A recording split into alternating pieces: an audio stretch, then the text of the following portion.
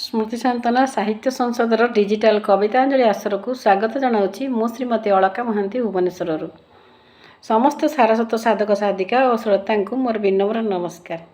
यार संपादिका श्रीमती सविताराणी बेहेरा सविता आपा को अशेष धन्यवाद धैर्यर सहित यह आसर गुड़ी को सुचारूपे तुलाई आसुथिबारु।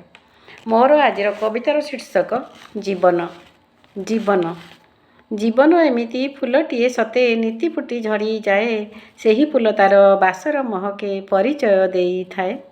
जीवन एमिति दीप शिखाटिए नीति घृत पिउ थाए शुष्क होईगले दीपरु सलिता आपे आपे लिभि जाए।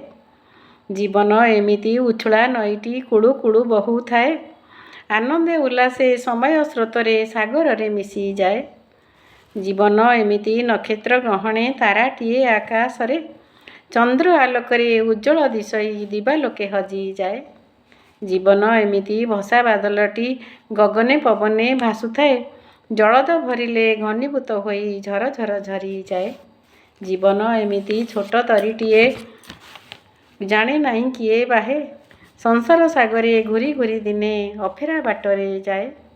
जीवन एमिति छोट तरीटिए जाने नहीं किए बाहे संसार सागरे घूरी घूरी दिने अफेरा बाटरे जाए। धन्यवाद, नमस्कार।